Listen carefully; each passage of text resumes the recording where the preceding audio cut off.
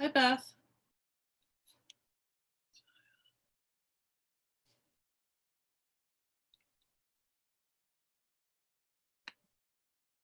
Taken care of.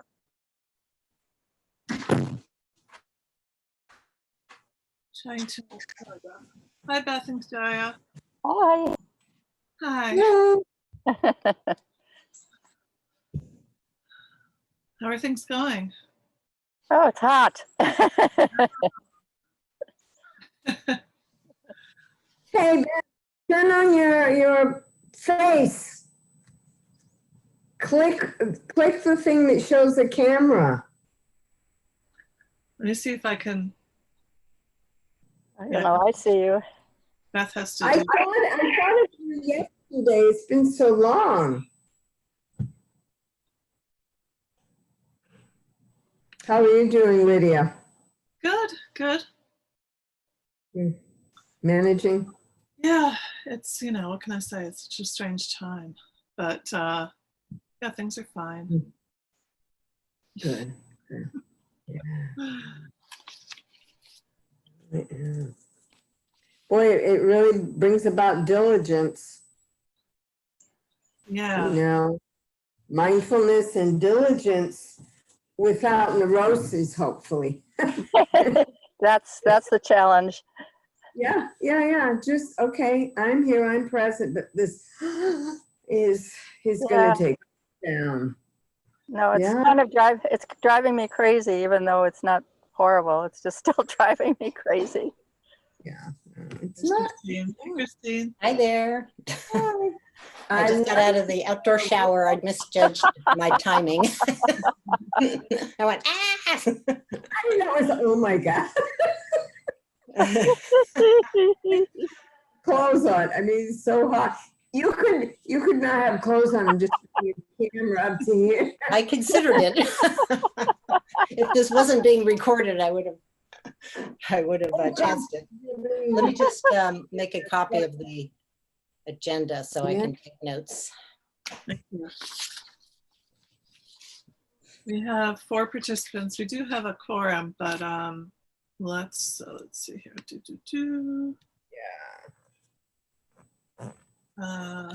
I think that the interns will be joining us today. Tom said, Good. oh, there's Tom. Great. Good. And Where are they from? Do you know? Karen Strauss. Where are they from? And one is from Truro, and I think the other one lives in Wellfleet. Okay. Hey, Tom. Nice. Tom's on mute if you want. And there's Karen. We've not met Karen before. Hey, Lydia. Karen. Tom, welcome. Thanks for, oh, I like your shirt. You like my Cape Cod shirt? Yeah, get that point. Nice color. And hi, welcome, Karen. Hi. Hi. We'll, it's 11 o'clock, so we do have a quorum and we can start. Maybe we'll just look quickly at the agenda and say welcome to everybody. And we could go, the members of the committee, maybe we could introduce ourselves. So I'm Lydia Vivante, one of the co-chairs. I'm Christine Trees, the other co-chair. I'm Jaya, a member. Beth Bramer. And we have a few more members that might be joining us in a little bit. And Tom Sigia is with the Shellfish Advisory Board. Good morning, everyone. Hi. Good morning, Tom. Welcome. I'm going to keep my eye on the waiting room. Okay. Karen, would you like to introduce yourself? Hi, I'm Karen Strauss. I'm Vice Chair of the Eastham Conservation Commission, and I've been working on bottle bills and plastic bylaws in Eastham. Oh, great. Thank you for joining us, Karen. I'm glad to be here. Ooh, there's another person, Carrie and Ross. So And Ross, Karen, does Eastham have a recycling committee? It does, Oh, okay. but they hadn't done anything on plastic bags and disposable silverware and things like that. So I jumped into the void. Okay. hi, welcome, Carrie. And welcome, Ross. Thanks for joining us. Hi, good morning. Morning. Hi, Carrie. Long time no see. I know, it's been a while. Let me see if I can turn on some light. I'm in my little makeshift office. Okay. Not too bad, though. Chris W just got in. And Hello.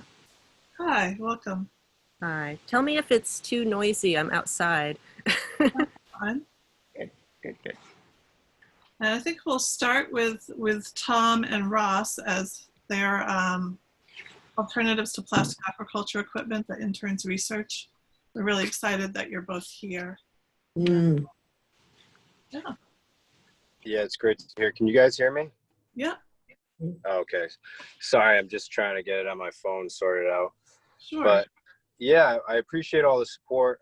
Zeno does as well. He's actually out in the flats today with Jim O'Connell, who's a farmer in town. I don't know if you guys are familiar with him, but he's been a great resource to us. And I think it, based on talking to Jim and meeting with other farmers, Zeno was actually in Provincetown with the shellfish warden. We spoke with Laura Ludwig at the Center for Coastal Studies in Provincetown, and we've been continuing to work with her, and she's the director of the plastics initiative they have going based in Provincetown. And from what we've gathered so far, Laura recommended that she thinks a lot of these farmers are kind of outdated in their practice, and there's a lot of ways that are already out there using reusable options like, say, bungees to bungee your bags to the racks and things like that, instead of using one and out zip ties, one use or non-reusable. So Zeno and I kind of have been trying to think of the best pathway to kind of navigate this. And Laura mentioned that, cataloging and kind of getting a baseline for everybody to work off of, and kind of, I don't know how you say it, but getting everybody on the same page in terms of, what practices you need to move away from, and what practices that would be beneficial to you as a farmer and more efficient, but also limit the use of one and done zip ties, because there's obviously a lot of people out there, especially in Wellfleet, who zip tie their bags to the racks, and they're using 10 zip ties just to get it on the rack, when there's obvious other ways to approach the problem. And I think and he also spoke on lobster gear and other things like that.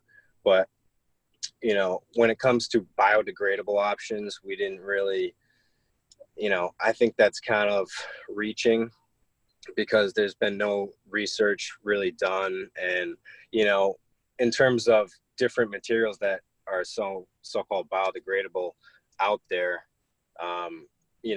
no one knows how long it takes to degrade, how long it will be out there in the ocean, and things like that. So we've kind of been bouncing around different options. We talked to a few companies that are sending samples, different types of polys and reusable options for guys to use as ties and zip ties, kind of alternative zip ties that, instead of using them and getting rid of them, or whatever the case might be based on the farmer, that we can present them with other options and kind of workshop other options in the process. Because like I said, me and Zeno have had the chance to work with Jim O'Connell, so we've been out there a good amount. And so I think we've gained a lot of knowledge of the industry as a whole. And at this point, we're just gathering information. And once we get kind of everything in front of us, we want to catalog it. We want to sit down and really continue the conversation and kind of get, like I said, a baseline for everybody to work off of. So there's, it's not kind of a guessing game out there. Sounds good. Or maybe a pilot program to provide the bungees or the alternatives to the zip ties, the cable ties. It's probably, the cable ties, they tend to cut them, and then some people will put them in their pocket and dispose of them properly, but a lot of people just throw them into the water. So there's a lot of the cable tie litter on the flats. Yeah, which is, unfortunate that someone in the industry would kind of let that stuff happen. But I totally agree. And we've been also looking into financial options for the town, grants, aquaculture grants, research grants. So that's another big portion of kind of the direction we're going in. We want to, you know, we don't want to come in and be like, oh, you need to do this or A, B, and C. We want to, you know, people to have options, but not feel like their hands are tied at the same time. So ideally, in a perfect world, we'd have, you know, a financial outlet and also, you know, an outlet for the farmers to get what they need. But yeah, in the early stages, I think me and Zeno are just trying to get all the information in front of us. And I totally agree with you. Yeah, because we've seen it out there too. How many farmers do you think would be willing to do a pilot program? I know Jim would definitely be open to it. And I'm speaking with a few other farmers out there.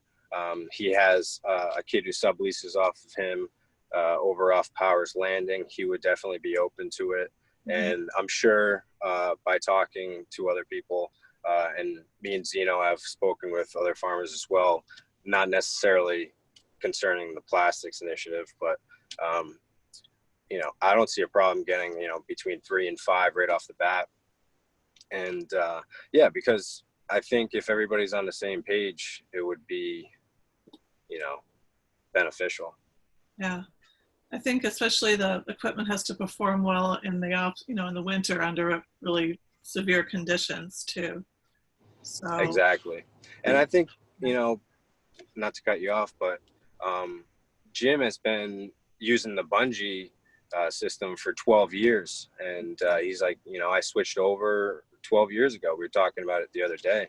And it's like, you know, I haven't any problems. And he has the bungees on his bag. And when, you know, you're switching bags and doing market, etc., you bring them back out and they have the bungees on them already. You're not, you know, taking out new ties. You're not using anything new. It's kind of part of the whole apparatus, essentially. right. So, which is huge, I think. Yeah, if that's working already. Maybe that's, you know, one way to go for sure. No, exactly. And people talk about the box bags too and how they're different, but there's ways to, you know, get your bags sorted out in a way that, you know, will work. It just, you know, if it's more labor intensive just to get the bags right off the bat, you know, maybe we can give some incentives and things like that. But that's definitely the option from what we've seen. Sorry, did you have a question?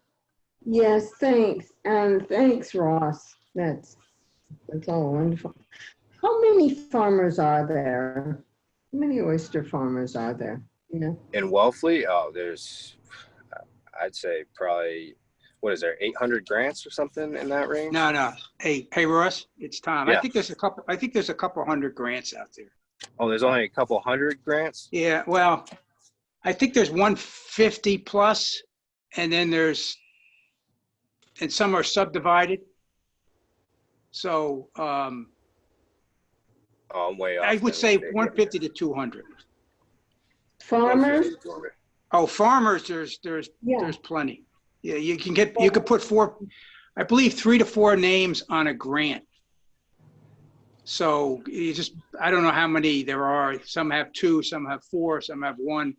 So yeah, but and there's 150 to 200, I would say. Okay. Yeah, Commercial I would light. defer to Tom on that 100%. But yeah, probably in the realm of, what would you say, Tom, 500 farmers maybe you know, an in season?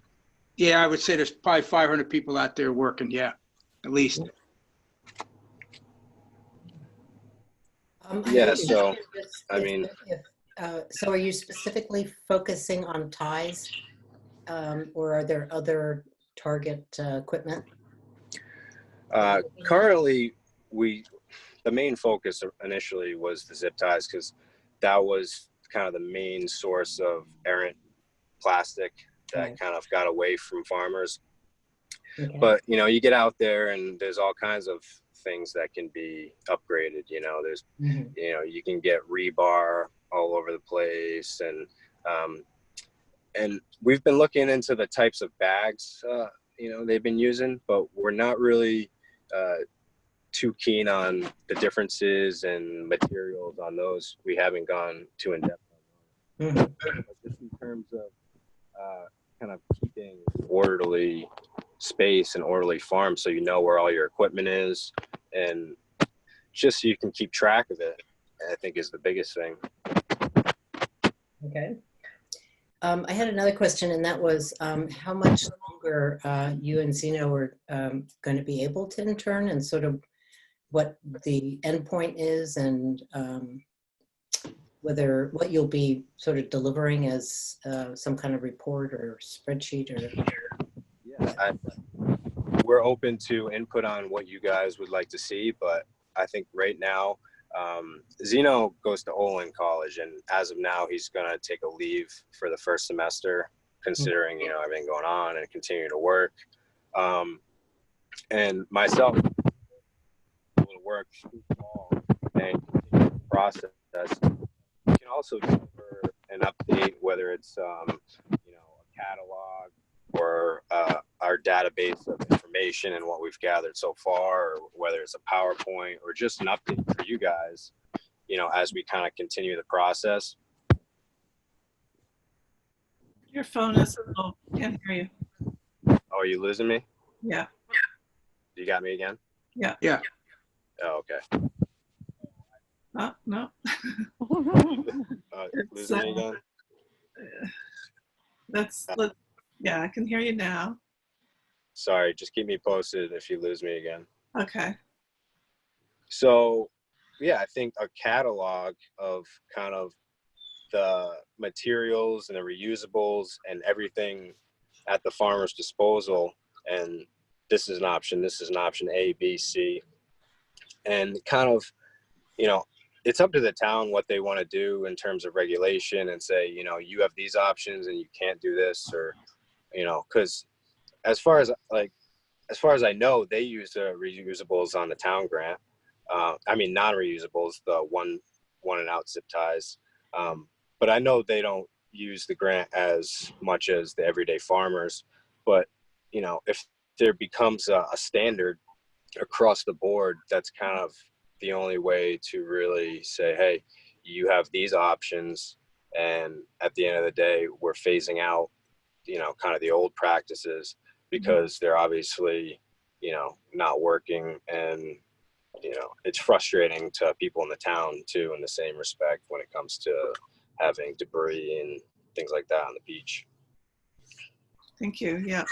You mentioned the box bags. Could you say a little bit more about those? The box bags, I know the grant right next to Jim, they use the old French system. And that's something that means, you know, been approaching and want to learn more about, but we really haven't gotten too deep into that. But we spoke with, you know, other guys in the industry and in Provincetown. They're like, yeah, you know, you can rig your bags where you have a way to tie those box bags right onto the rack without having to, you know, use zip ties, and even to close the bags. So there's a lot of different options that are already out there that, you know, I think the barrier of entry for a lot of these guys might be like, all right, we have to go through all our gear and retrofit it to kind of fit the standard now. But, you know, in the long run, they'd be saving time and energy and, you know, 1 million zip ties a year just by, you know, taking that one initial step. And maybe some of them need an incentive to do that, and maybe some of them would be more willing to just go that direction. We had something, you mentioned grants earlier, and maybe that's something that the Shellfish Constable is looking into, or the Shellfish Advisory Board. But we can also look into grant funding. We have Carrie Parcell here, who's with the Mass DEP. And I'm not sure we work with the Division of Fisheries and things like that on equipment, but that might be something she could comment on. Hi, Ross. And did I see it was Tom? So I'm sure you guys know Les Hermana out of Barnstable. Does that name strike a bell? Anyway, so Diane Murphy, who was part of the extension on our marine team, had asked me to speak with him about oyster bags and reusable and eliminating plastics in this. And so I had done some research about 1.5 years ago into some of these things. I've worked with the Cape Cod Commercial Fishermen's Alliance on a few things. Unfortunately, what they were seeking and what my access to was a little bit different, and so I couldn't necessarily directly link them to anything. I've introduced them to CMAS Covanta, which is a waste to energy facility here, who will offer grant programs to eliminate some of those materials from winding up on their tipping floor to be burned or incinerated at their facilities, because they don't want to be known as a facility that would burn any type of recyclable if and when it was. So this is just something that we've been working on. Abigail Archer, I don't know, again, if you know that name, she's also part of the Marine team at the Extension Office for the Cape Cod, or for the Barnstable County's Cape Cod Cooperative Extension Department. Her and I were having coffee yesterday morning, and we were discussing the plastics issue with oyster grants and other type of agricultural plastics, things like that. So it's definitely something that has been on the radar. I know that the Cape Cod Commercial Fishermen's Alliance just partnered with Fishing for Energy. It wasn't exactly what they were looking to do, but it was sort of what they could get to. The other piece of it is Laura Ludwig and I, and her intern, Amy, I think her name is, just worked on an article that came out of the Provincetown Center for Coastal Research or Coastal Studies. So, and then I work with Woods Hole Oceanographic Institute quite often with Stephanie Murphy, as well as Stephanie Madsen. So I do know a lot of folks that work in the marine industry and the plastics cleanup. But, it's a lot harder to get DEP involved in these specific things because somehow it doesn't seem to fit in their grant program regimens. But luckily, as a county employee, I can kind of reach out and work with other folks on these types of projects. So they're difficult in the sense of funding, at least through my connections, but I can always work with folks and try our best. And we've paved somewhat of a pathway. We just need to figure out who's going to be the best source for some of this stuff. And like you said, making sure that if you do replace these types of plastics, that they are, that they are indeed biodegradable, that they do become recycled, that they are collected, and that, it's worth the switch is one of the biggest issues from my research, is finding that some of the things are greenwashed as to their practicality. So. Yeah, interesting. Hey, Karen, that's interesting. I think the tricky dribble here is going to be how we can get some of the shellfish grant leaders to change their thought process on plastics. I think if we can do that, and that's what I think Ross hitting with Jim O'Connor. Jim used to be on the Shellfish Advisory Board for many years, so he's a well-respected guy. We have 4 or 5 that are on the Shellfish Advisory Board that they're also well-respected. If we can get 5 to 10 to 15 individuals changing the thought process out there, and then let me step back. Once we get the information that Ross and Zeno are putting together, I'm happy to go in front of like Michelle Inslee at SPAT and say, do you have any money? Get us some dollars. And if we can incent individuals to get away from the zip ties, for example, and give them an alternative that's not going to cost them anything, I think that's a good first step. Right. But then we got to find a way to highlight them or incent them even further to get the other individuals interested. I got 5 or 6 names at the top of my head that I know are household names out there that if we get them to switch, I think that'll start. And then as Ross had said, we start cataloging this and saying, well, in 2000, we had 200 grants, 10 were using this alternative.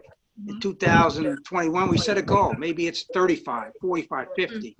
And we just keep on highlighting it, make it a part of the Shellfish Advisory Board's agenda. And hopefully we can get some traction. Christine, you asked a question about what's the end game here? The thought we had, depending on Ross and Zeno's timetable, we wanted to present something at the State of the Harbor, that meeting in November that we have. Maybe we don't get a chance to present because I know there's a lot of presenters. I'm not sure we were going to have it, but at least have a booth there. And maybe we can get some advice from Lydia, you and Christine, how we proceed, but just to get the word out to everybody and what's going on. I have an interesting question, and not that I'm a huge advocate for some of these things, but if you're talking Wellfleet specific, and you're talking shellfish advisory boards and potential Board of Health regulations, have you looked into bylaw ordinances or regulations through the Board of Health or through any of these advisory committees that sort of incentivize and ask folks to follow new guidance for alternatives, the way that you would say a single-use beverage bottle? Yeah, we do that almost every year. Let me give you an example. Winterizing. Like some individuals want to put product out, keep it out there in the harbor. We change that, seems like every 2 years or every year. Mm-hmm. We like last year, we made them sign a document, tell us what you have out there. So if the ice comes in like it did a few years ago, we know that, Brad had 100 crates. How many you have today? Well, I got 80. Well, you lost 20. We got to go find 20. Okay. That type of, that's what we did. And it was somewhat well received. It's people do not like signing, legal documents. Right. But we got the majority to play with us. Otherwise, we have the authority, or the constable has authority to shut them down. Right. So I would see if we have a plastics regulation, we discuss it at the Shellfish Advisory Board. We have a ton of shellfish guys here. Then we after that, the constable's got to bring it to the select board. Our process, or our catalog for do's and don'ts is like 35, 40 pages. So we always tweak. We're always tweaking something. Right. The biggest thing how we tweaked it last time was based on the draggers who were dragging and coming up with all these crates, and we call envelopes, these filled with oysters with, people's names on them, because we ask them to put their names on them. The zip ties would be nice if we had names on zip ties. I'm not sure we could do that, but right, that might be a little bit tough on the tracking. I'm just sort of, I tend to brainstorm. I love the term behavior change, and I know it's so simplistic and altruistic, but to me, it just seems it's part of my job, like solid waste recycling, composting, the plastics issue, the marine life, our environment, ecology around the Cape and the island, which happens to be my district within Mass DEP and the extension department here at the county. And a lot of that behavior change comes from convincing people that the change was a decision that they made themselves. Mm-hmm. So, and providing an alternative that, like you said, doesn't necessarily cost more or causes them to not have access to things as easily, if that makes sense. So, the convenience of things is the convenience and the cost. And sometimes those equilibriums can change. So even if the cost is a little bit higher because the convenience is there, they'd be willing to pay it versus the other way around.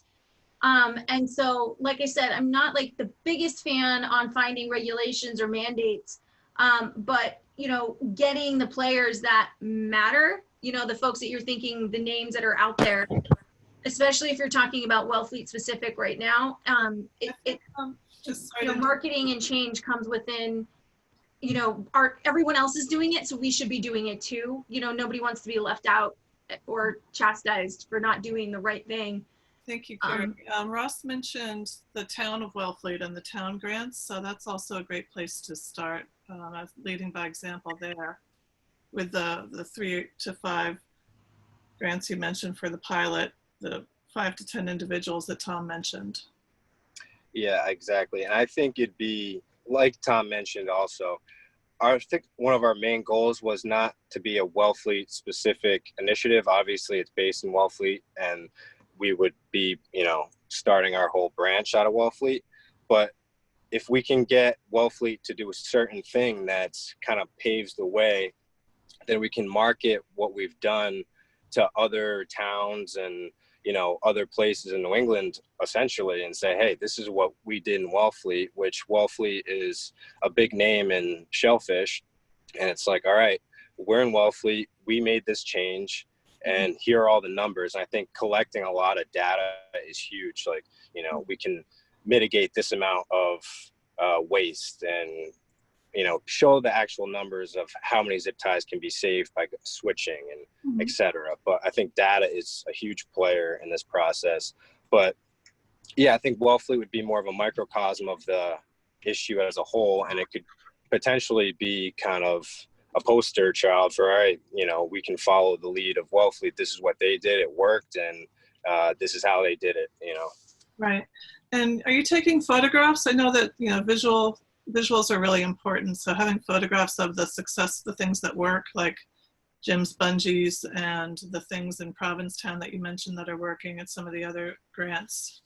And yeah, me and Zeno actually started talking about that like 2 weeks ago, kind of late in the game, but we have started. We've cataloged some already, and every new thing we try, we have, you know, the different size bags, the different rack systems, the different knots for tying, you know, different setups or the long line setups, etc.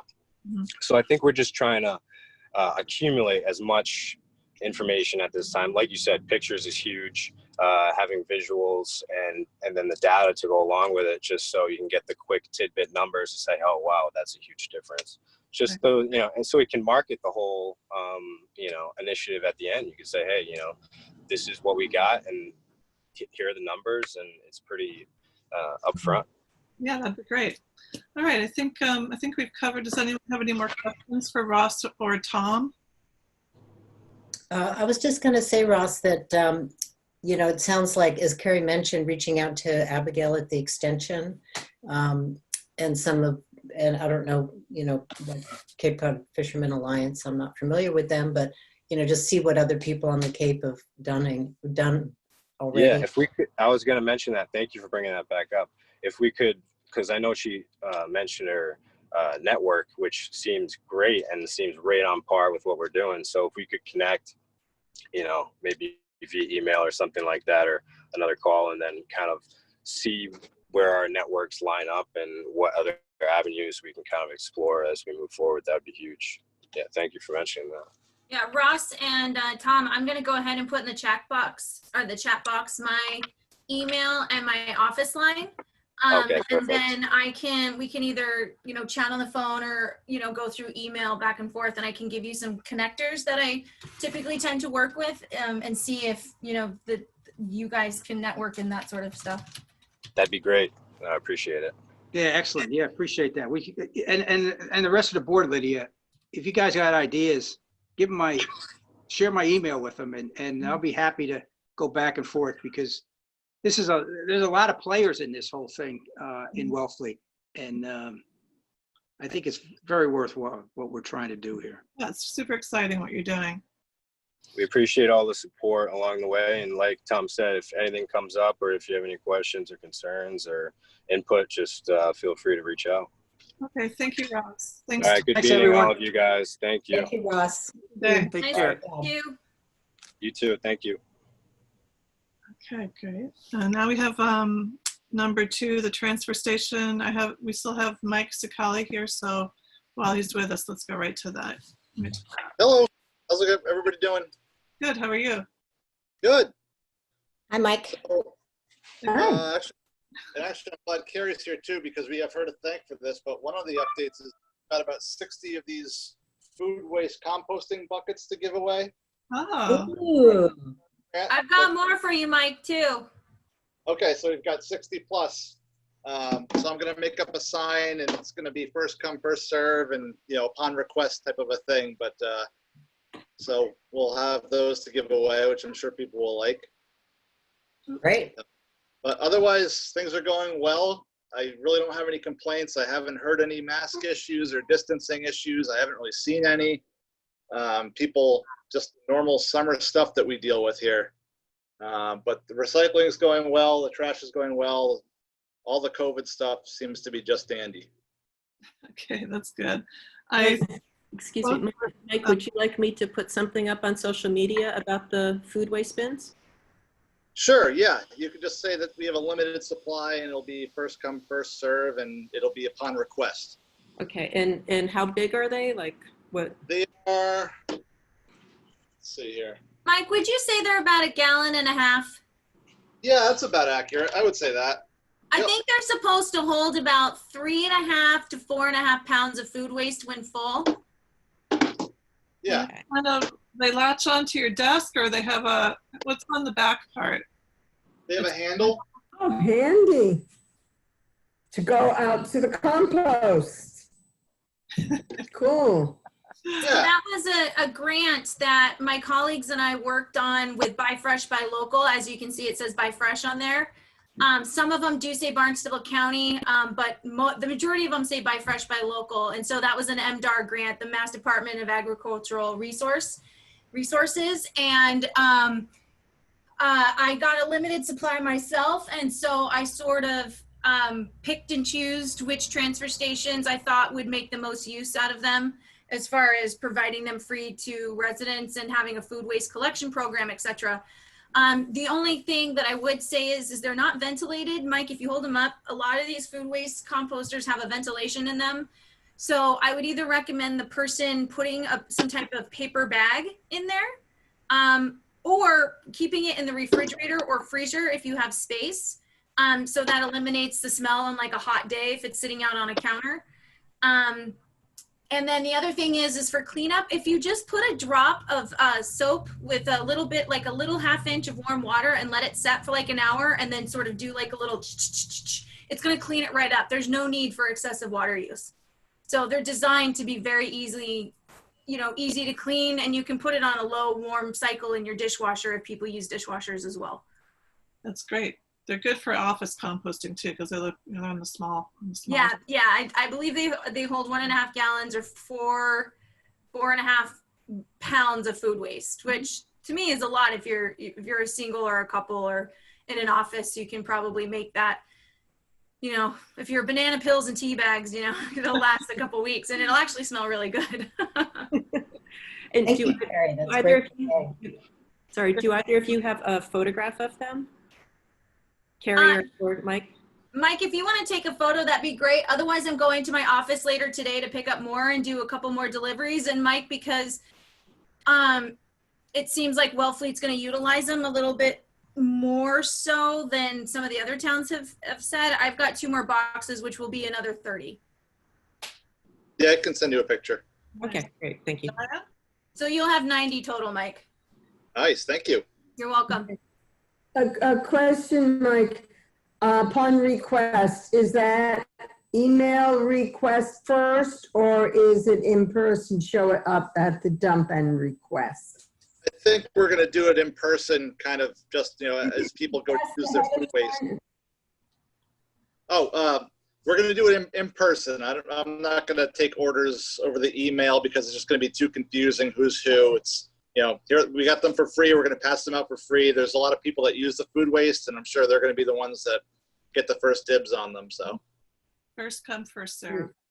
Thank you. I have another transfer station update, especially regarding the shellfish stuff that you guys were talking about before. We did receive the National Fish and Wildlife Grant to continue our marine debris program. And we actually have an extra dumpster this year. We went from 4 dumpsters to 5 that we were able to get. So our marine debris program is so far safe and secure for another 3 years. Excellent. Wow. It's really good. Yeah. Thanks. When I called the dump the other day, Good Jake said that the only news he had basically was the hazardous waste day is in, well, it passed August 1st. So that was last week that I called. But maybe is there another one? Days. Is there another one coming up in the fall, or? I believe the first Saturday in October is Provincetown. Oh, okay. Thanks. Mike, what company have you contracted with for single stream recycling? So it's still being hauled away by our current hauler, Capital Paper Recycling, to whatever market they can find. And then there's also the dumpsters, the extra dumpsters that I've put out. We're hauling them to zero waste for market rate as well. And we're trying to put numbers together to see what's going to be the most viable going forward, and kind of just getting through summer here is the plan. But stuff is moving, which is good. We want it to, leave the town as easily as possible. We don't want any problems with that. We haven't had any issues.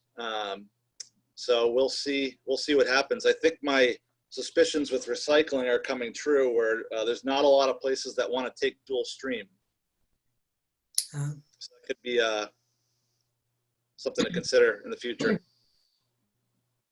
So you're not anticipating going back to the dual stream? I'm not anticipating anything. I'm trying to figure out numbers and transportation costs and availability of someone that wants the stuff and how they want it. So that's what I'm working on right now. But right now I'm just getting through summer, and we'll probably come up with something later on. Wouldn't dual stream be cleaner than single stream?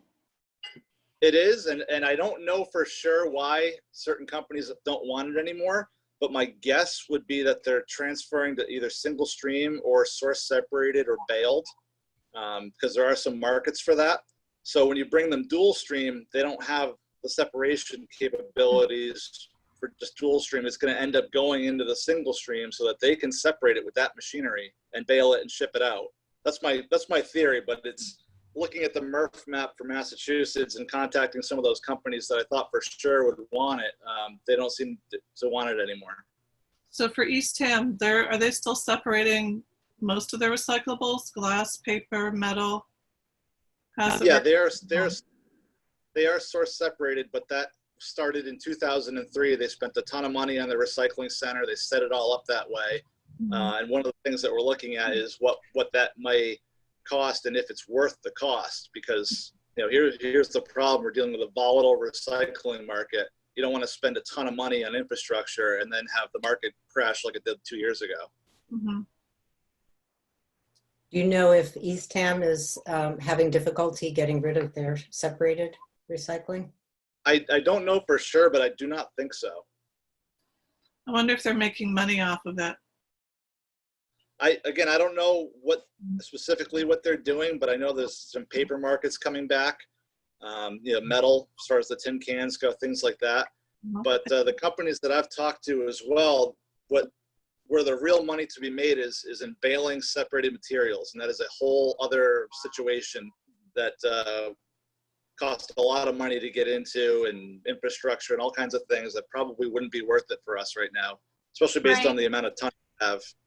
To springboard off of what Mike is saying with sort of the volatile markets and the crashes and sort of not looking too far into the future. I mean, we want long-term solutions, but we really can't bank on that right now.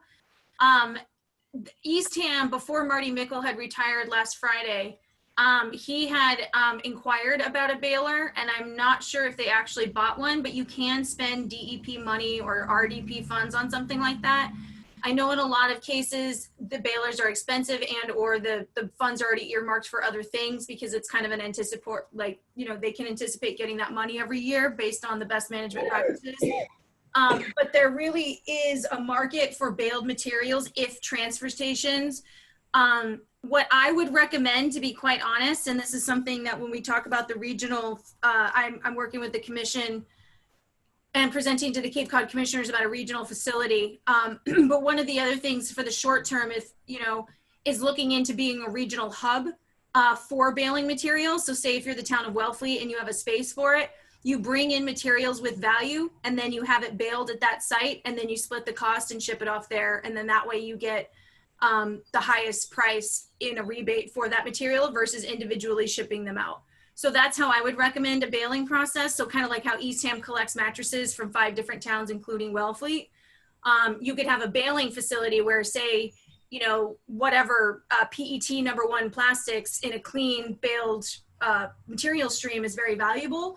So if Wellfleet can handle that or store that, bale it, then you can charge a tipping fee, just like Dennis with the processed glass aggregate. So baling is source separation, and baling is sort of the way to go. But the problem is you can't guarantee that the amount of money you spend on the infrastructure is going to pay off in either a short or long term because of the markets. However, you can always ensure that you're going to get more bang for your buck in doing that, but you might not necessarily break even within the next, say, 3, 4, 5 years. So that's what the municipal cost issues are because of the budgets. But I would recommend having a regional hub where maybe it's Lower Cape and Wellfleet Mike determines what the material is of the month, and then that's collected and baled and sold to market in that way. And then there's an admin fee to the town of Wellfleet's transfer stations for processing it, just like the way Dennis gets the glass. Yeah, we know there's a model for it with Dennis. That seems like a really great idea. I would like to add to that too. So with Dennis's glass program, they had to build with essentially 2 concrete walls and a pad. And then for the mattress program in Eastham, they were able to negotiate a deal with it. But pretty much we just bring dumpsters to Eastham. And I'm actually all for the regional solution. But as far as like a baler goes, you need the cost of a baler, but you also need staff to bale it. You also need a place to put those bales once they're baled. So it's either a trailer, a building, with forklifts. You're talking about more than just buying the baler and starting to make money on paper. And so that's, again, part of that upfront cost that you have to figure out if it's worth it or not.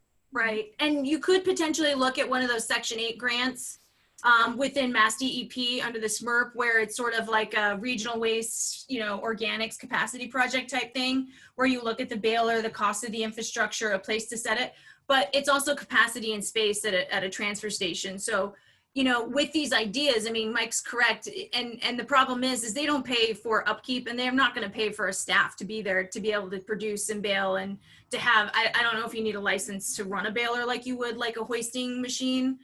But I mean, Mike, you would know all that stuff, but there's a lot more than just purchasing a baler and saying, bring your stuff here, we're going to save money. But It may be a good investment though, since recycling costs are always rising and it's not a great solution in a lot of ways. yeah, I don't think it's ever going to go down, but again, breaking even could take longer than anticipated based on just the volatility of the markets.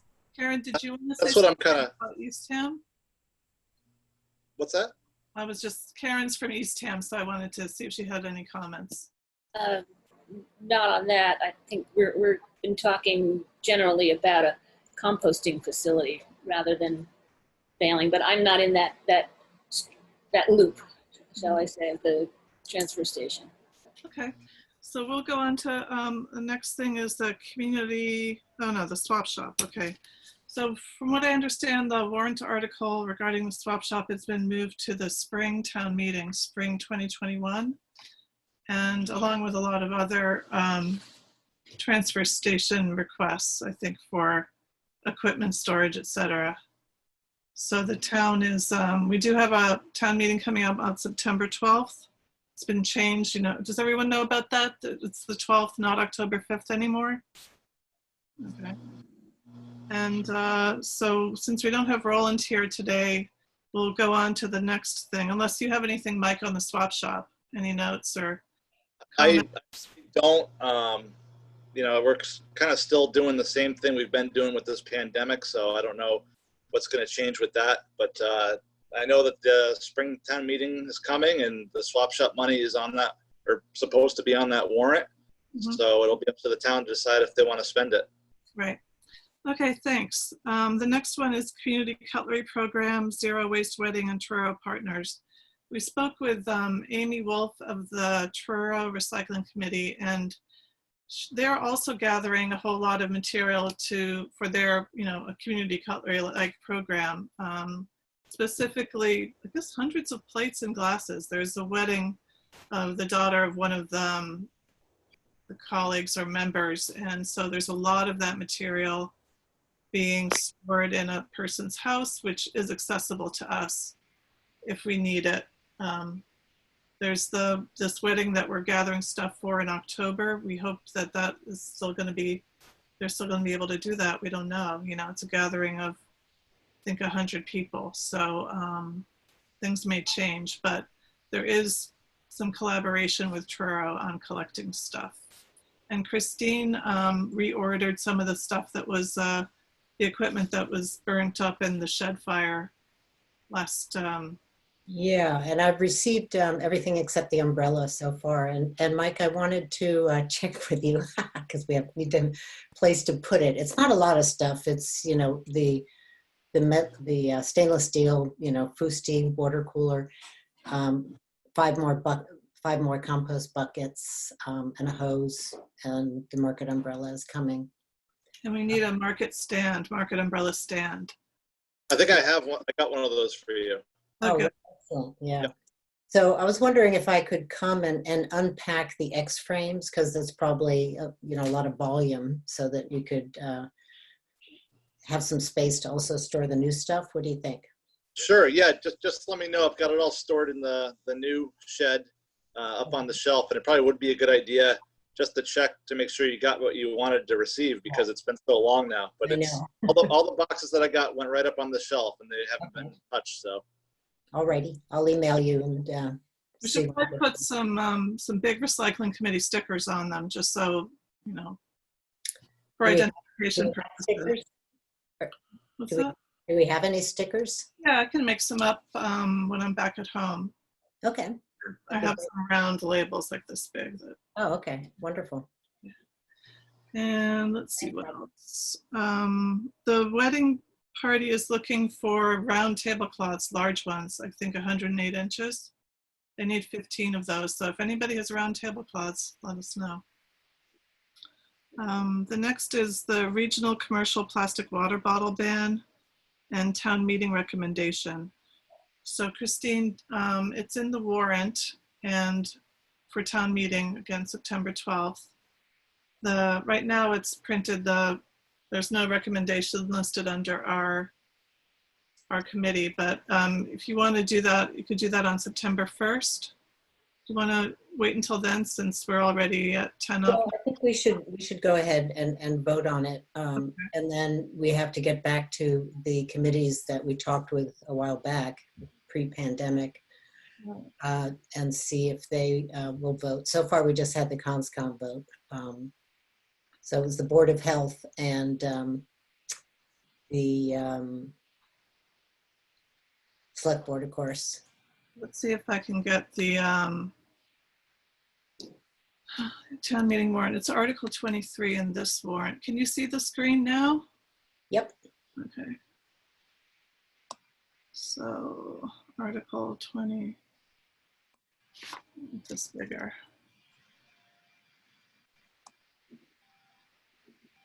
Hope I didn't make you dizzy. Did you say 23? I think it's Article 23 in this warrant. Yep. There it is. Yeah. Okay, let me get to this single page. How do I do that? Full screen? No. Ugh. Okay. Sorry. Moment.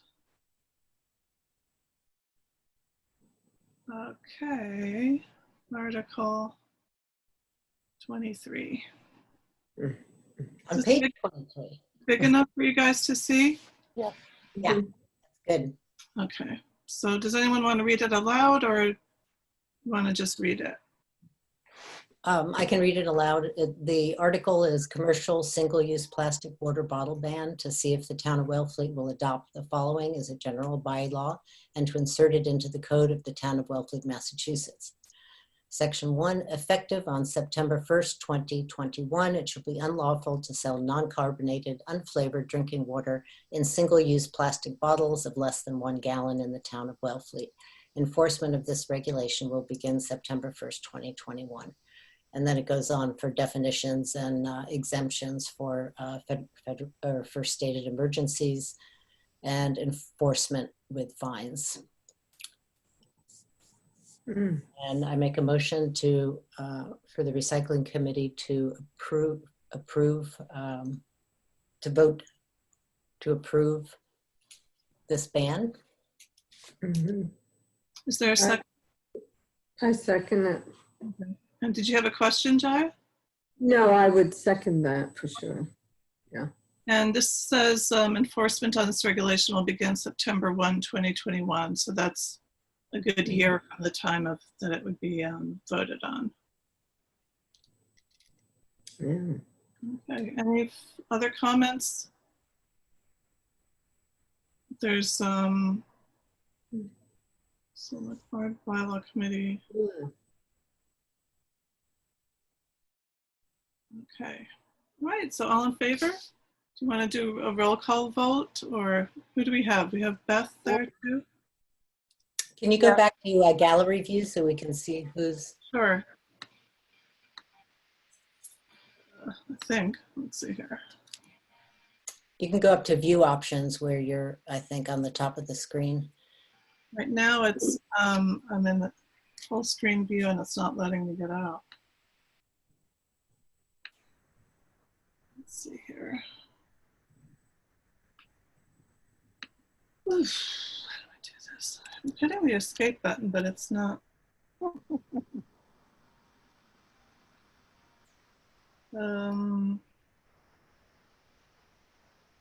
Double clicking, stop screen share. There we go. Oh, good. Right, so all in favor? There's Jaya. Want a show of hands? Christine. We're gonna do a vote. Chris is. So Jaya, Chris, Beth. Do you want to do a roll call vote or just say aye or nay? Let's just say aye. Okay. So do you say your name and then say your vote? Okay, Christine, aye. Jaya, aye. Chris, aye. Beth? Beth Bramer, aye. Aye. Okay, Lydia Vivante, I'm going to abstain. I've always felt like I wanted the ban to include soda, so I'm concerned about that. Okay. That was good. Yeah. Alrighty. All right, so that's So one abstention, 4-0. right. So we'll get that to the moderator to let him know. So I did want to bring up the issue with this, that the Board of Health, when we first brought it to them in January, they were very concerned about neighboring towns not approving it and Wellfleet being on their own. And I read an article about how Eastham handled that. Karen, it sounded like it was the chair of the select board who just said the best solution would be to let people know that if other towns don't vote for it, then you can delay the effectivity date at spring meeting or fall meeting. Right, that was some of the discussion. And certainly somebody can always bring up a motion from the floor during town meeting to delay the onset of it until such time as the neighboring towns have implemented. Can they bring up a motion to change the content? They can bring up a motion to delay discussion and voting on it. You know, what we were wondering is, you know, is there a way to put in an amendment, to present an amendment to it in some way? But I think it's hard to know what language to use because we don't know what's going to happen. I don't know that you can change petition article, but you could certainly put something else on the warrant to the effect of when it would go in effect, or the fact that you don't want it to go into effect until certain other towns have it. It was a big discussion. We had a public meeting, outreach meeting to discuss our plastics bylaw, and we had written our own bottle bylaw that would do not only water but carbonated soft drinks, right? Carbonated water, and we had started that before this petition article came along, and the town decided, since the petition article was going on everybody's warrant, to go with that one. Yeah. Sustainable Cape does intend to come back in a year or two after the carbonated beverages as well. Yeah. I mean, we pretty much all agreed with that. We just decided to go with the regional approach as well. Yeah, so it is a problem, but I'm not sure it's as big a problem as we think it is. Because one of the things is that people don't understand that there are options instead of plastic. And I think that's one of the places where Sustainable Cape is falling down with their outreach. because you can get, here's an aluminum bottle of water, resealable. There's cans. There's multiple aluminum products that can be had. So the price point of these two are well within that of a can of soda or a bottle of soda. Mm-hmm. So that can be had as a replacement. There's these, what I call lesser replacements of the cartons, because these claim recyclability.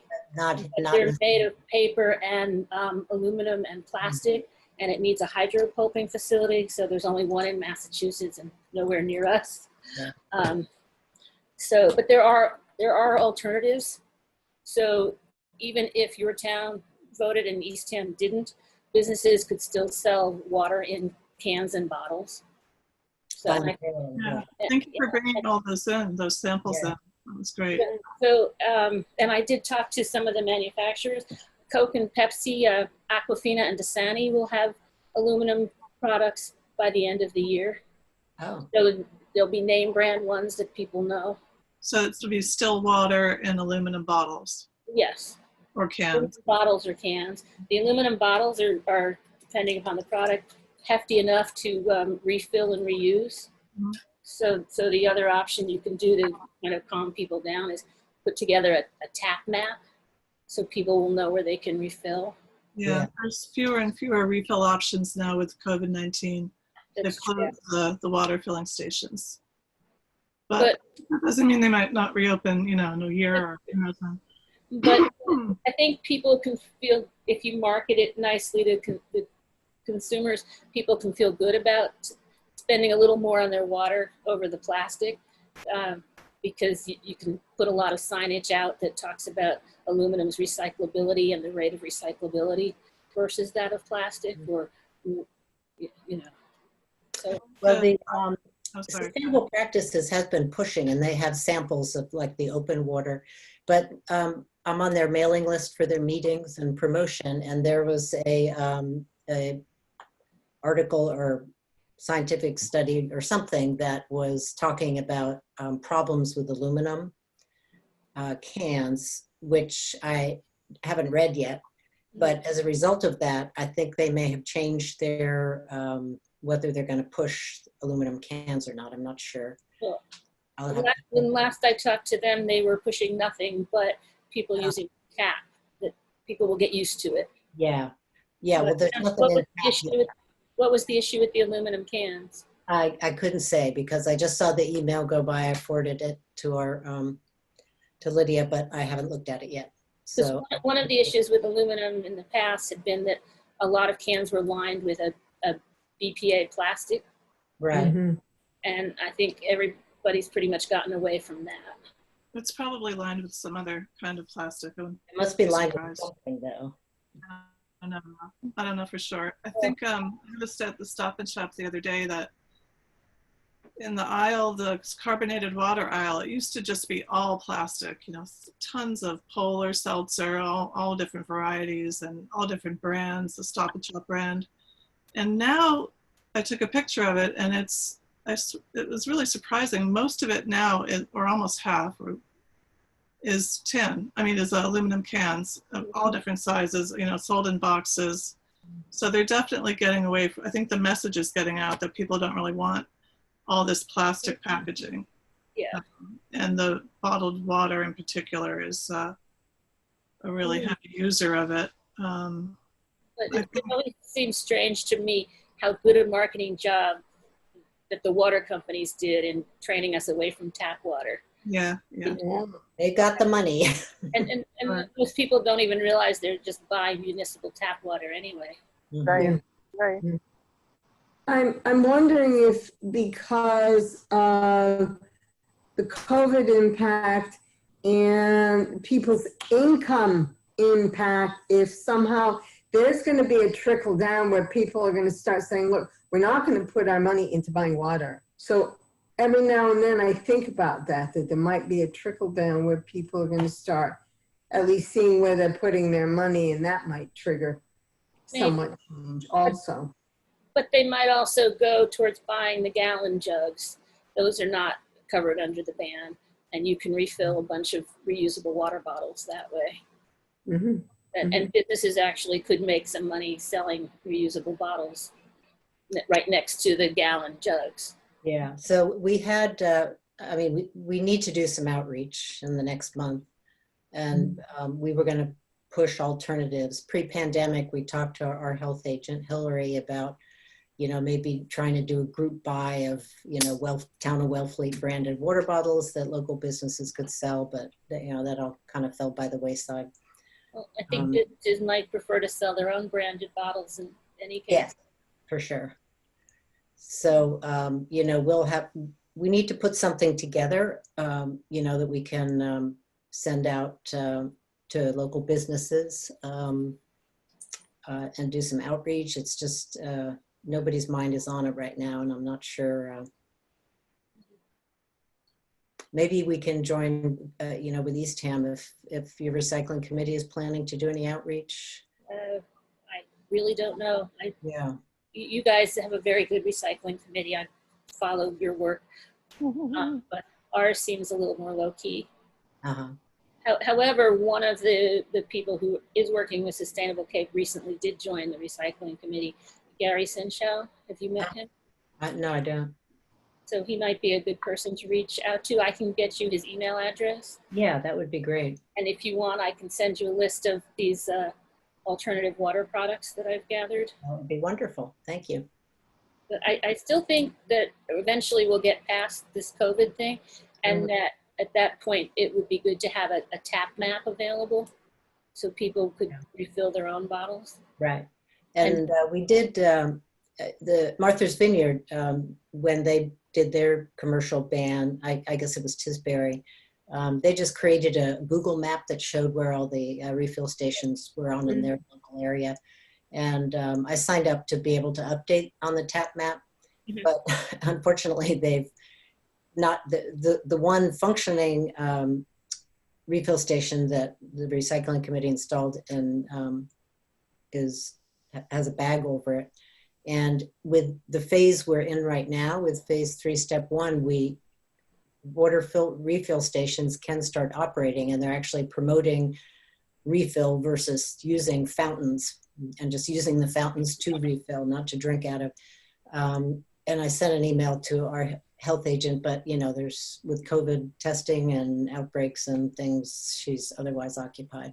Our health agent thinks that those are really germ magnets in the first place. And we had our discussion about all of this with her. Right.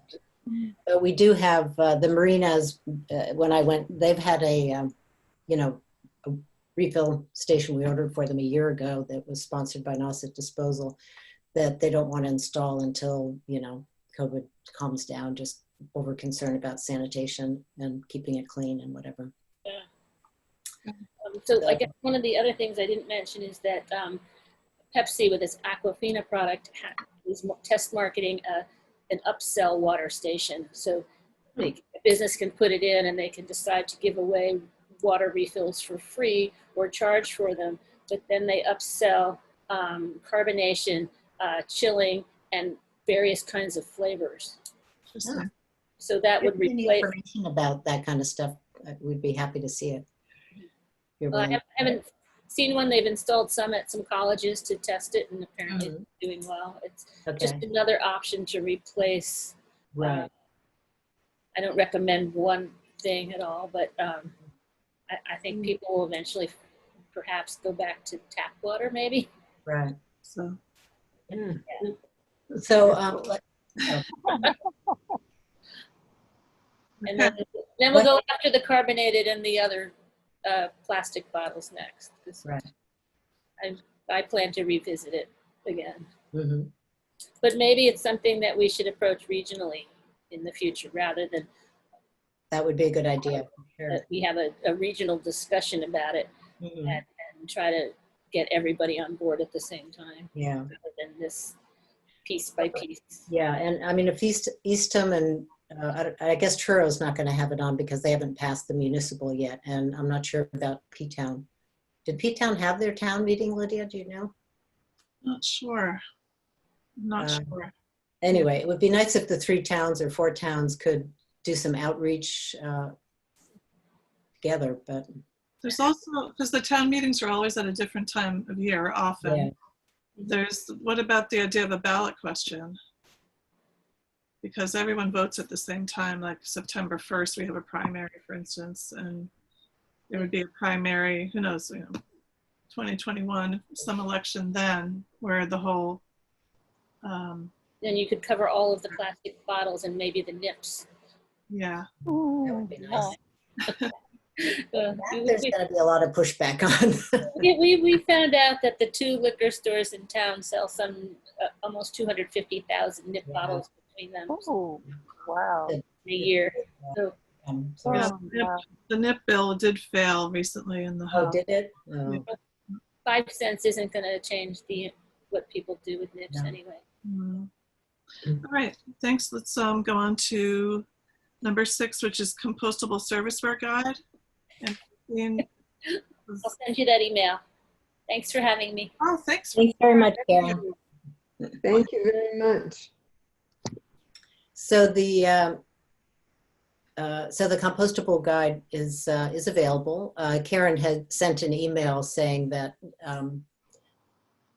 she thought it was the compostable thing is kind of a greenwash unless you have compost collection, which is kind of true. But it's very hard to say what comes first. Is it better to promote compostables to avoid plastic consumption? Even if it's thrown in the landfill and creates methane. So there's no answer, but in any case, we put it out there in terms of a plastic reduction initiative.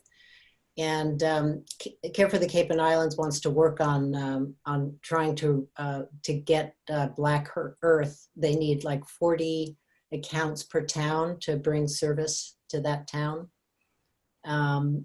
So there's, we'd like to work on promoting that. Does anybody have any comments on that or ideas?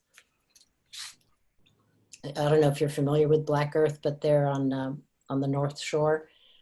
They do a lot of institutional, residential, commercial compost collection.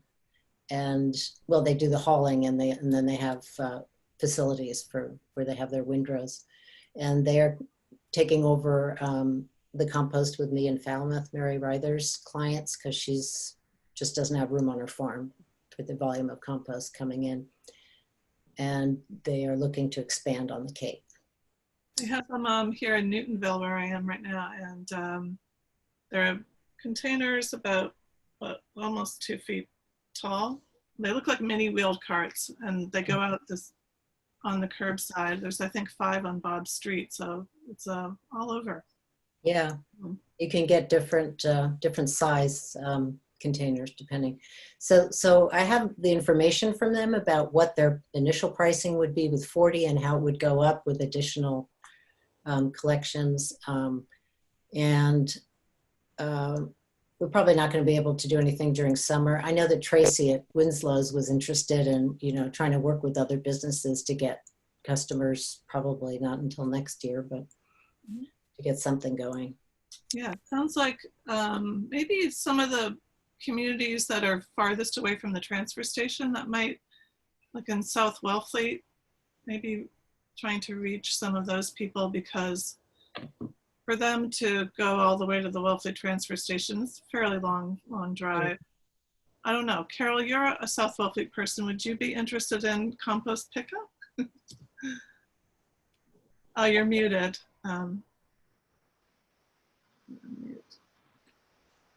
If you hit your space bar, I think it will unmute you. There we go. There you go. You can hear me? Yeah. Well, I go to the dump anyway, so taking the compost is not really an extra burden, so I guess I wouldn't be interested. Okay, thanks. Honesty is the best policy. Christine, what do they collect? What types of types of compost do they collect? Is it just? Well, they collect food waste and any compostable single-use serviceware that is BPI certified. Okay. Or CMA, that's another one, that certification. It would be great for the commercial businesses. It really would. Certainly Yeah, would. Kaya? Would it be private and commercial altogether? Anybody can come and deposit their compost? Well, it would be their residential program. They give you a little container, like Lydia described in Newton, and then they pick up, once or twice a week, depending on the volume needed. Picking up that small container? Well, they have all different sizes. For commercial, they have, great big. All right, okay. So you pay So by. private? Excuse me? They wouldn't be collecting private, though. They wouldn't go around and collect small. They do both residential and commercial. Oh, okay. And institutions, they like schools. Yeah. They do a lot of colleges. So, but I want to know. Yeah. Good. It has pictures of the carts, and it's a good website. I recommend it. Yeah, you can just go to blackearthcompost.com, or is it just blackearth.com? I forget to get information. All right. I've been trying. Mike, are you still there? I've been trying to get a hold of anybody in Watts. They don't answer emails or phone calls, because I was just wondering if they do. Do you know if they do commercial pickups on the Cape or residential, or? I don't know. I do know he's a little hard to get a hold of sometimes. Yeah. But I would imagine no, because that's still the reason why we're all bringing it to the Dennis transfer station. Right. Okay. All right. Anything else on the Compostable Service Tour Guide? I think to get it out there, the Chamber of Commerce, the regional one, the Cape Cod Chamber of Commerce. Yeah, a lot of smaller, town chambers of commerce have sent it out to their email list, but Wellfleet has not. Okay, I wonder why. It was sent to, I sent it to them, and then the Cape Cod Chamber sent it out to all of their members. Right. Another thought is the Provincetown Independent has a classified section, and it's 50 cents or no, $5 for 50 words. And it's kind of a good place to advertise stuff. The Historical Commission did it, and it's a fairly big, well, no, it's a fairly big ad, and you could do maybe something like that. It's only $5 for 50 words. It's a good to advertise stuff. Okay. Good idea. I like that idea. And it's very local. A lot of local people read it, and yeah. As far as outreach for the commercial plastic ban, there's Sustainable Practices is coordinating letter writing and letters to the Independent banner papers in our area. If anyone is willing to do write a letter to the editor, Sustainable Practices has templates, sample letters, who to send it to, all that information. And I think Jane had said she would do it at one point. I think she's not in the meeting anymore. Yeah, she was in and out, so maybe I'll ping and see if she's still interested to do a letter to the editor. Did you send that to everybody, the templates? No, but I can. I'll do that. Sounds good. Now we have Carol, Energy Climate Action Committee Liaison. Thank you for coming today, Carol. I'm sorry I didn't make last month's. It slipped my mind. It's amazing how confused I am these days. So our committee has been talking with energy committees in other Outer Cape towns about the Nauset Regional High School. We're very concerned that this is being built without a plan for zero greenhouse gas emissions, because now the governor said that we have to be there by 2050 and we have to be halfway there by 2030, and that's just 10 years away. So we have written an op-ed and a press release, and we're trying to get some publicity behind the idea that we're concerned about this. Dick Elkin, our chair, went to the meeting of the school building committee, and he thought he had them on board with the idea of looking at their plans again, and they decided not to. So we are seriously considering, if we don't get them to reconsider, that recommending against voting for the high school. Sort of related to that, we're looking at a greenhouse gas emissions effort, Lower Cape wide. The idea of forming some committees to look at specific areas like vehicles. We had an idea of having a electric vehicle fair, for example. And the other thing I wanted to call to your attention is something that I brought up to the last meeting, which is a thing called a sea bin. It collects plastic and other waste from harbors, and it needs to be emptied twice a day. And they cost around $7,000. That includes a hell of a lot of money for transport. So it's like $55 and then another $1,000 for the transport.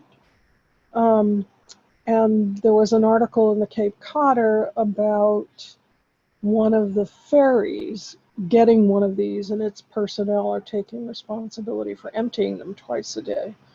So I've written to the harbor master and I have not had a response, but it seems to me that this would be a worthwhile venture, and it was even suggested that we might be able to fund it with GoFundMe. But I'd be happy to send some information about that to the committee, and it would be nice if you guys could endorse the idea. What we hope to do is look for grant money to fund this thing. Sure, send it along. You have the email. Okay. Yeah. Look at it. Okay. Carol, Thank have you spoke with the town of Falmouth about their sea bin? I think that's what the article was about, but I haven't spoken with them. Okay. Have you? I believe they collect about 44 pounds in each bin, and like you said, it's emptied twice a day. But that's the most that I know about them. DEP won't fund anything like that because it's for trash cleanup and not recycling. So but that's what I know So about who won't fund it? DEP, the Department of Environmental Protection, because it's not a recycling program, it's a trash cleanup program. Yep. The town of Falmouth in their harbor, they do have one. So I'm not sure who you would speak to, but if you call the harbor master's office in Falmouth, they would know who to contact, and you might be able to speak with them because they're actively using one. So you'd get a really great perspective on their usage. Thanks. Mm-hmm. And how about the solar panels at the landfill? What's happening with that capped landfill? No progress that I know of. It's within the hands of the Wellfleet legal counsel, I guess. Right. Thanks, Carol. Thank you. Anybody have questions for Carol? Update on recent projects. We have a fall tax insert. The town has been advertising this pretty heavily. Let's see here, where to go. I wrote to the DPW and they said that there might be some money available. They have up to $500 in a fund for the recycling committee, and it could for printed materials, etc. So Jay was going to confirm that since Jean is on vacation. Yeah, Jean did put that into our account. Okay, so we have both the 775 that was in our budget and the 500 from DPW. So we have a fair amount of money to work with. Here's this folder. Let's see what I can do here. One idea was to use the Take Care Cape Cod campaigns graphics. This is an example of one they did. It was an ad in I think a local guide, like a kind of like a Chamber of Commerce guide. And theirs was in color. I changed this into black and white just because I think for us, black and white printing might be the most practical. Did you open it? Because I don't see it on the screen. You don't see it? Oh, yeah, it's not big. It's there, but it's Probably have to make your, and maybe is that good? no, Full screen. yeah, make your Finder window smaller so we can see what's open behind it. Okay, let me see. I'll do it another way. We'll go to the desktop. Screen sharing has stopped as the shared window is closed. Wow. We're seeing your desktop. Okay. Let me go to this folder. And I'll do, how's that? Now we can. Thank you. So this is the one that was beautiful color. I turned it into black and white. I think it's heavy on the Take Care Cape Cod campaign messaging because it was an ad for their program, so that makes sense. We could And use, by the way, that's a marketing initiative of Care for the Cape and Islands. they're the same people that gave us a grant a few years back for the first water filling station. And they've done this great campaign based on one that was done in Taos. This is another option with some things that are kind of pertinent to Wellfleet. So drink Cape Cod tap.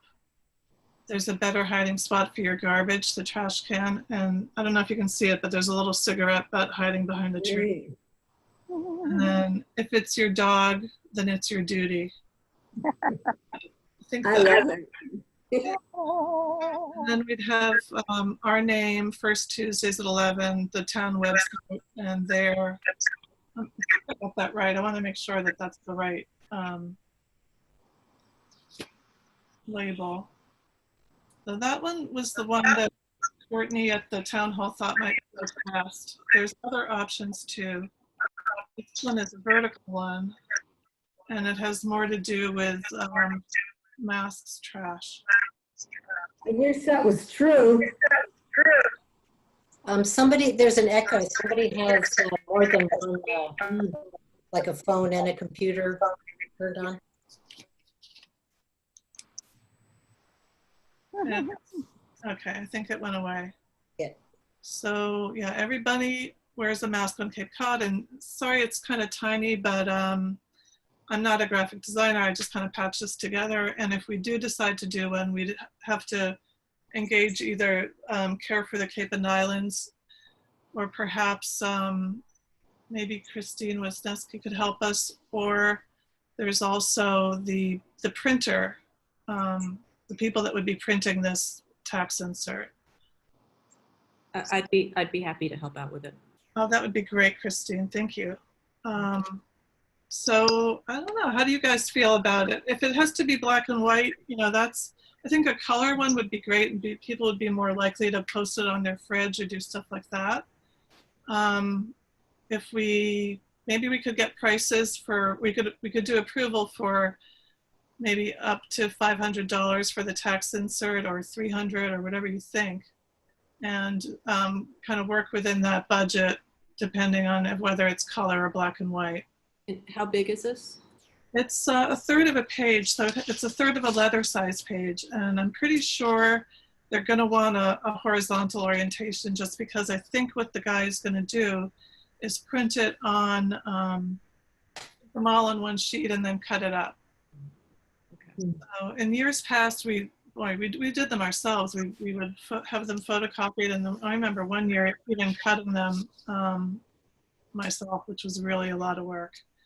They don't recommend that anymore. It's probably going to be printed and cut by the printer, and he's going to be stuffing the envelopes. It used to be all in-house, but now they've farmed it out, and I think it's a lot easier for all involved. So Lydia, they still haven't been able to give any estimate of what it would cost? No, they haven't. They want to see what what our thing looks like before they give us a price. Well, why would that matter? If it's a third of a piece of paper, then. Well, I guess if like how much formatting they're going to have to do, I guess. I think that maybe some people give them things that they'll have to rework. Oh, So maybe that's one reason why. okay. Is the idea to choose one of these or put them all up? I don't understand. We're looking at all of these. Is it to use all of them or choose one? We would have to choose just one. Like this would be one. What you see on the screen now is one option. All three? Yes, all three. You could get all three pictures in one text insert. I'll jump ahead. I would go with that. The cutesy bunny thing can turn off people that aren't into cutesy. Like every bunny wears a mask. It compartmentalizes certain people and think, hey, that's cool. I think a lot of people would think that's just. Yeah. Well, we are trying to appeal to like young people that aren't wearing their masks at the beach. Yes, but if we're choosing one, I mean, I was at the beach a few mornings in a row, just up top looking. There are so many people with dogs now going down onto the beach. And now I see signs saying dogs on a leash. So it sounds like, I'm not up to date on it, but it sounds like they're allowing dogs at the beach. And like there'd be 3 people, each had a dog, 2 people, each had a dog. And I love animals, nothing like that. You're saying that this insert would be more. Yes. In here, okay.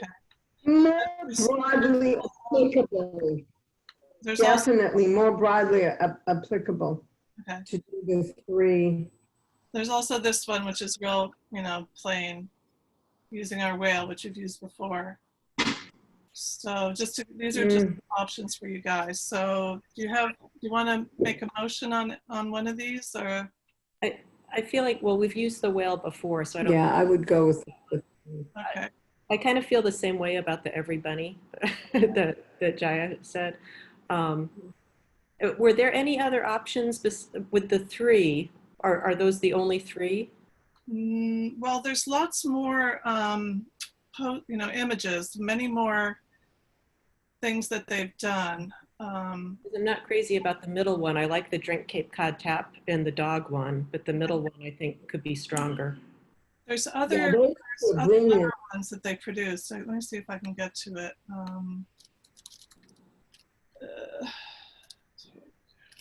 Well, maybe I guess we have to vote on it, so we need to do it now. Yeah, I'd feel like, I know it's kind of involved. I guess, Chris, you could visit the site. There's some other ones having to do with litter in particular. Actually, let's see if I go to the drive, because I did put a bunch of those in there. Yeah. That dog one is primo. Yeah, the dog one's really good. There's, let's see here. They have a social distancing one. Yeah. Yeah, maybe if you'd look at it, but.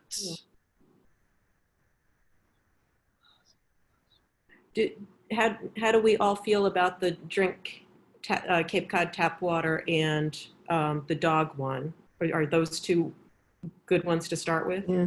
Yes, I like them. Okay, so then I can just find the 3rd one to put in. Okay. Yeah. And if you could do that we don't have to get this in until September 1st to the town, but I think. We may as well do it now though, we're right here. Yeah. I'm just wondering, is the tax insert worth $500 to? The thing that's really on my mind after being at the beach is the fact that,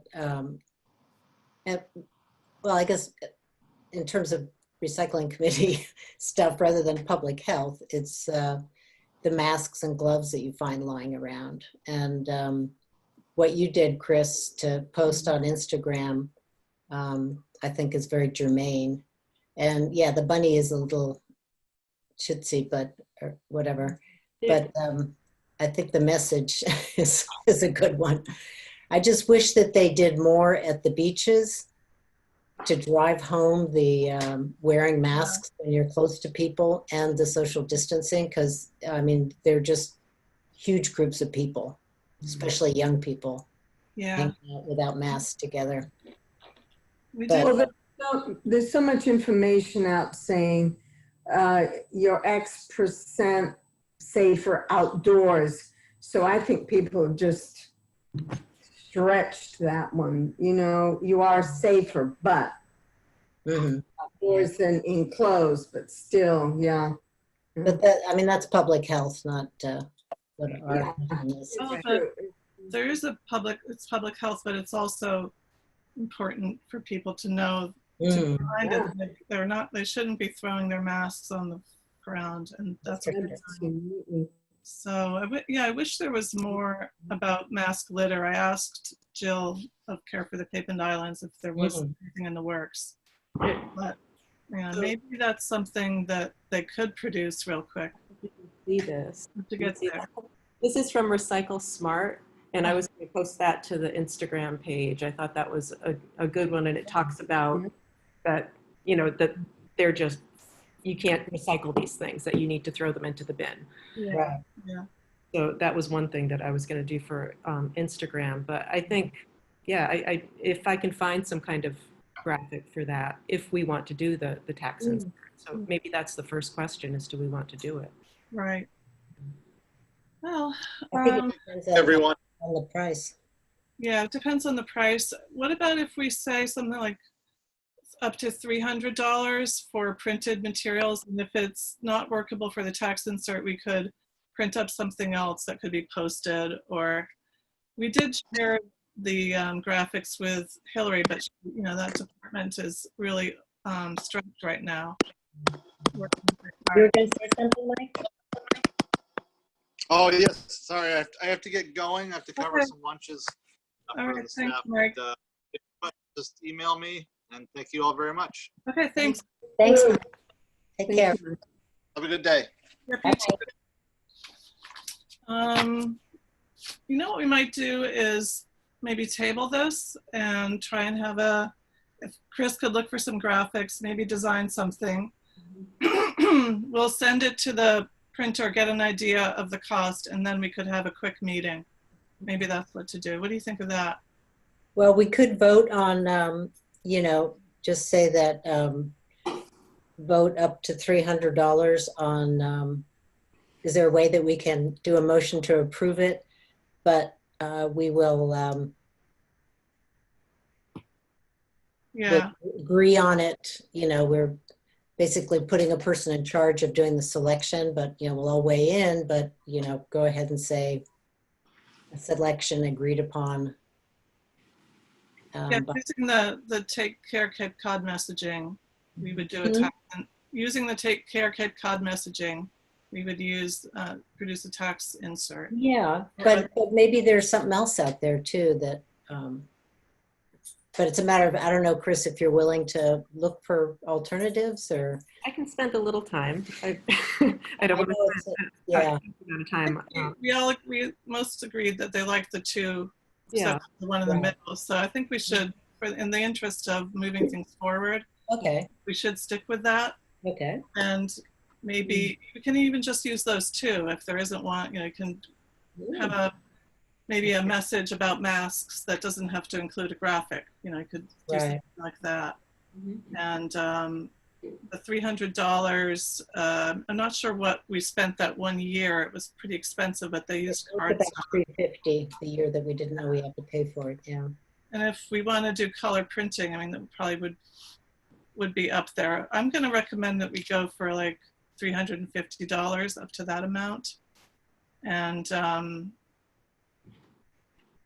it also has to be approved by the select board. So, you know, it may not be a done deal. It has to be presented to, you know, submitted to the town by September 1. And then they're the ones that ultimately will decide what goes in. But we have a good chance because not many other people are producing tax inserts, and you do reach, I think, you know, 3,000 people that way. It's worth it. I think it's worth it.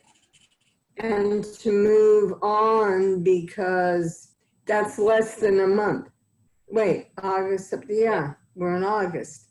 So, And it does have our Wellfleet Recycling Committee, you know, the time that we meet, the web address for the town. So people, you know, people, we might get some people involved also that way. And if Chris, you want to put the hashtag that you use, Wellfleet Recycles. So what is the order? So it has, well, first I come up with something, I can email it out to the whole committee. But then would it go to the printer for us to get prices, or would it go to the town? I'm a little confused. It would go to Courtney, or Karen Murphy is the town collector. She is the person that collects the town taxes. And so she's the one that has the relationship with the printer. So, but it would probably go to both of them. You know, CC both Courtney Butler, the town administrator's executive assistant, and then Karen Murphy, who is the town collector. Okay. And I can get you the email addresses for both of them. Okay. I will try to get something by the end of this week out to the committee. That sounds That would great. be lovely. Thank you, Chris. So I make a motion that the recycling committee submit a tax insert for approval by the select board using Take Care Cape Cod images and or what should we say, other material approved by email. Can we say that? Yes.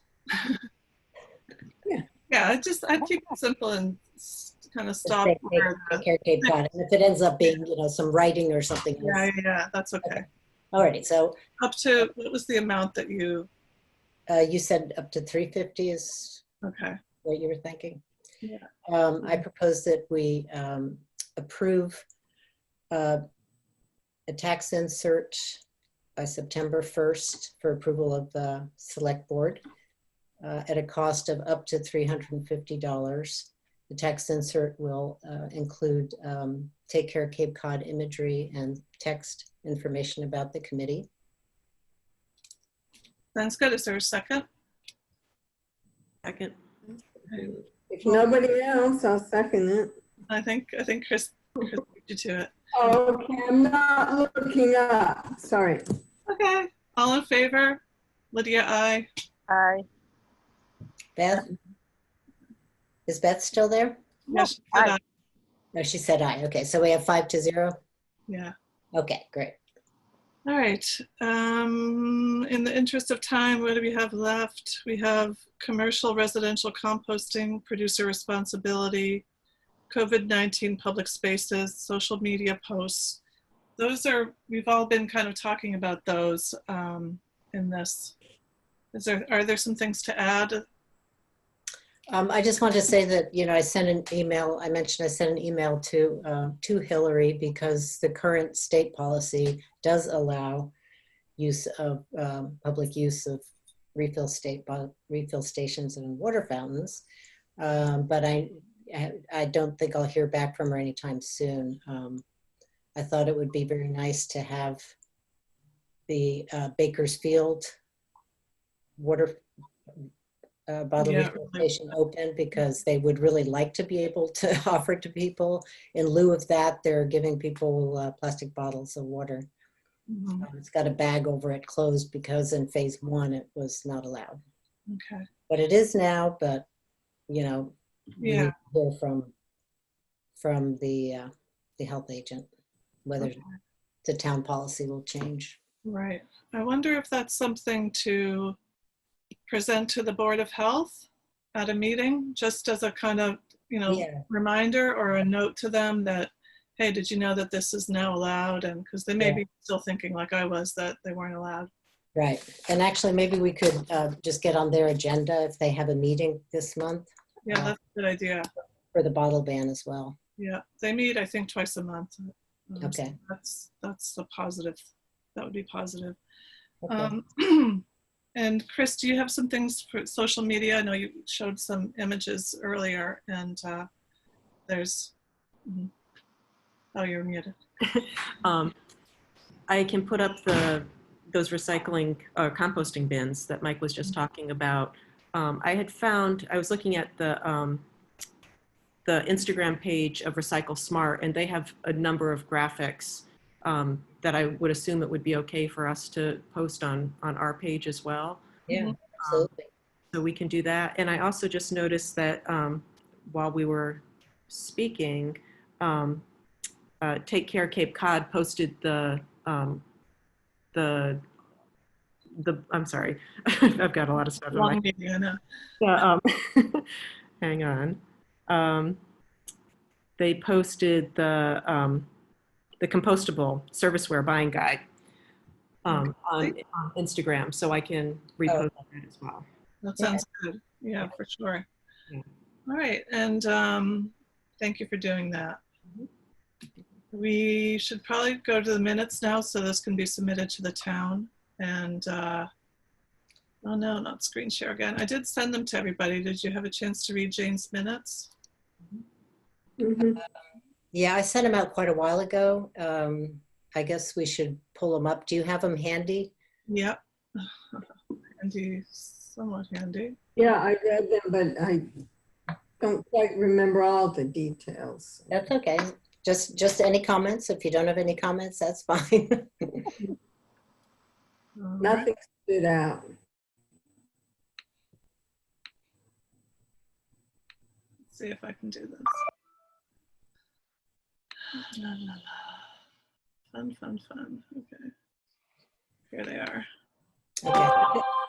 I've got them on my screen, but I don't think I can screen share unless you give me permission to do so. Can you see them now? I see it. Yeah, there they are. That's June, actually. Oh, shoot. We're looking for July. I think actually these are That's great ones. a typo. First comment. It is July. Okay, so it was July 2nd. It was July. Yeah. No, not July 2nd. Yeah. Let's see, when was it? It I've got it was on my screen. Let me see. July 7th. All right. July 7th at 12:30. Yes, at 2 p.m. it was. Remember, we have to reschedule it. All right. So July 7th, 2:30 p.m. All right. 2 So p.m. I think, yeah. Oh, and here she does. She have it called to order at 2 there. Yes. And, I've looked through these. I did change a couple of typos. The town meeting, September 1. I mean, Yeah. sorry, the deadline for the tax insert, September 1. And then Yeah, I think I have your comments incorporated, Lydia, on my version. okay. Alrighty. So is there a motion to approve these minutes?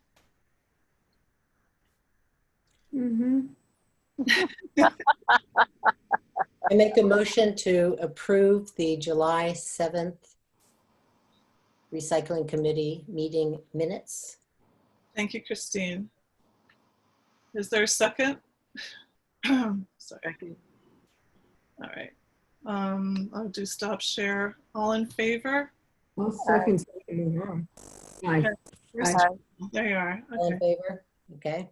Looks like we're all there. Yes. Okay. And Beth was yes too? Yes. Okay. Thank you, Beth. So our next meeting is September 1st. And if there's a motion to adjourn, we can adjourn at 12:45 p.m. Motion to adjourn. Thank you, Chris. Second? Hello? What time are we? Second? done? Yeah, we're done. Motion to adjourn. I second the motion. All right, All in everybody. favor? Aye. Thank you. Hi. Vivian, do you remember what time we started? I didn't have. Yeah, it was right at 11. It's 11. Okay, great. What time are we meeting in September? 11 o'clock. That was just an odd thing because there was a vacation day. It was a July 4th was in the way. So Okay. we always do 11 a.m. Thank you. 11 a.m. Yeah. And we didn't. Thank you. Okay, so we're adjourned, right? Yeah. Okay. Thank I'll everybody. send some info out by email about outreach for the bottle ban. Okay. All right, super. Okay. Nice to see everybody. Bye-bye. Bye. Bye. Thank you very much.